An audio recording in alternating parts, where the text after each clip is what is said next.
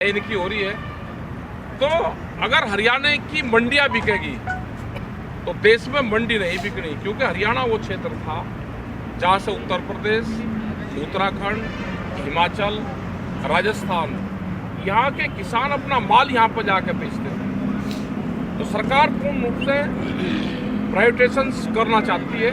उसका जीता जागता जो हुआ है वो सबूत ये है कि इतनी जबरदस्त ये बिल्डिंग बनी, ये कमेटी के पैसे से बनी। पूर्ण रूप से आप इसको देखोगे, इसका नाम भी एग्रो मॉल इसका नाम दिया है। ये बहुत जबरदस्त, इसमें कृषि के पूरे उपकरण, सामान, प्रदर्शनी लगनी, यहाँ पे सब चीज यहाँ पे थी, लेकिन करा कुछ नहीं, क्योंकि किसानों को तो बर्बाद करना है इसीलिए।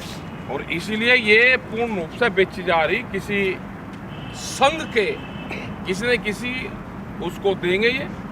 और इसी तरह से जैसे मध्य प्रदेश में 182 मंडी बेचने निकाल ली, यहाँ पे भी धीरे धीरे जो उनकी खाली जमीन होगी मंडियों की, उस मंडी की खाली जमीन को खाली जमीन के नाम से वो बेचेंगे। कहेंगे कि जी इसमें एग्री बेस इंडस्ट्रीज लगेगी, सस्ते दामों पर उसको देने का काम करेंगे। तो ये कोई भी देश में प्रॉपर्टी नहीं छोड़ेंगे।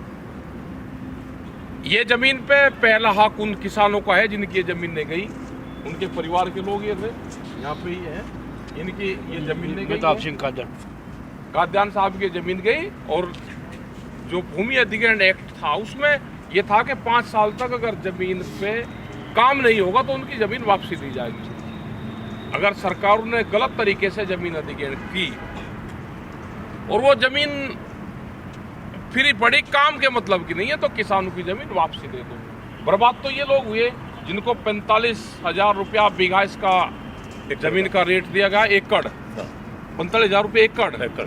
हाँ, तो लूटे गए ये किसान। जो उनका ब्याज बनता हो भाई वो ले लो अपना, लेकिन जमीन ये नहीं बिकेगी। भारतीय किसान यूनियन इस पे पूरा आंदोलन करेगा। रतनमान जी यहाँ पे हैं, अपने यहाँ पे बोर्ड लगाओ, जो कोई खरीदार होगा उसको भी यहीं बंद करो, और जो बेचने वाला कोई अधिकारी होगा उसका भी वो भी बंद होगा। ना इस पे कब्जा देंगे ना ये बिकेगी। और ये अकेली नहीं, और भी कोई मंडी की प्रॉपर्टी बेचने की कोशिश करेगा तो मंडियां नहीं बिकेगी देश में, उसके खिलाफ आंदोलन चलाना पड़ेगा। तो आंदोलन चलेगा और देश के सभी जागरूक किसान, नौजवान साथी सब अपना उठे, और जो सरकार इस तरह की पॉलिसी लेकर आ रही उसका पूर्ण रूप से हम विरोध करते हैं।